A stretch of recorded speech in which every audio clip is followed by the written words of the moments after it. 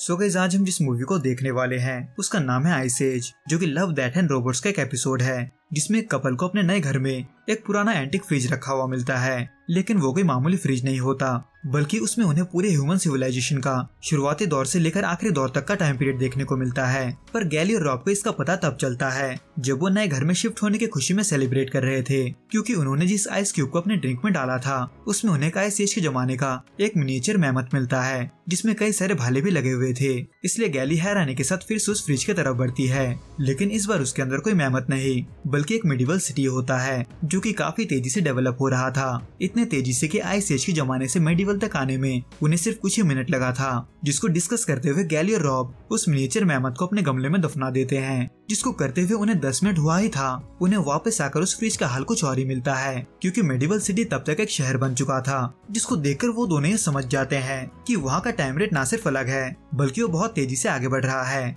इसलिए जहाँ एक तरफ रॉब खुद को उनका भगवान मानने लगा था, वहीं दूसरी तरफ उस मिनिएचर शहर के दो कंस्ट्रक्शन वर्कर उन दोनों को देखते हुए उनका मजाक उड़ाते हैं, ये कहकर कि उन दोनों को खड़े रहने के अलावा कोई काम नहीं है। और ऐसे ही देखते देखते प्लेन का दौर भी आ जाता है, जिनको करीब से देखने के लिए रॉब आगे बढ़ा ही था कि तभी एक न्यूक्लियर ब्लास्ट उसके मुंह को जला देता है, क्योंकि मिनिएचर के दुनिया में जंग छिड़ गया था, जिसको भयानक रूप लेता देख गैली फ्रिज को बंद कर देती है, ये सोचकर कि वो लोग उस जंग को सर्वाइव नहीं कर पाएंगे। लेकिन 1 घंटे बाद फिर से रॉब उन्हें देखने जाता है, इस उम्मीद में कि जंग खत्म हो चुका होगा। लेकिन रॉब को वहाँ जो दिखता है उसे भी खुद उस पर यकीन नहीं होता, क्योंकि वो लोग न सिर्फ जंग से उभर चुके थे बल्कि वो टाइम पीरियड फ्यूचर का था, जहाँ के लोग टेक्नोलॉजी के मामले में बहुत इवॉल्व हो चुके थे। हालांकि उनका इवॉल्व होना यहीं पर खत्म नहीं होता, बल्कि वहाँ धीरे धीरे प्लेन की जगह गाड़ियाँ उड़ने का काम करते हैं, और वो शहर इवॉल्व होते होते एक हाईटेक हेडक्वार्टर का रूप ले लेता है, जहाँ कई सारे हाईटेक ब्रिज उससे जुड़े हुए थे। और यूं ही देखते देखते वो हेडक्वार्टर एक एनर्जी सोर्स में बदल जाता है, और उसी के साथ वो लोग भी एनर्जी बीइंग में इवॉल्व हो जाते हैं जो वहाँ रहा करते थे।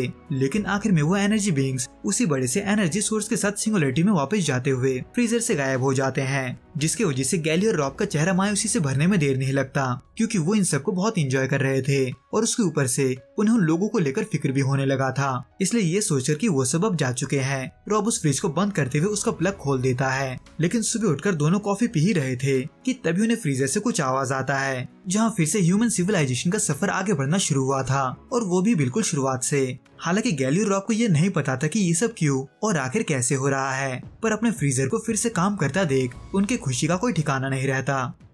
तो दोस्तों, इस वीडियो में बस इतना ही। आपको ये वीडियो कैसे लगा आप हमें कमेंट करके जरूर बताना। मैं आपसे फिर मिलूंगा कुछ नए और ऐसे ही अनोखे मूवीज के साथ। अगर आपको ये वीडियो पसंद आए तो प्लीज इस वीडियो को लाइक, शेयर और प्लीज इस चैनल को सब्सक्राइब जरूर करें। Till then, good bye and be safe.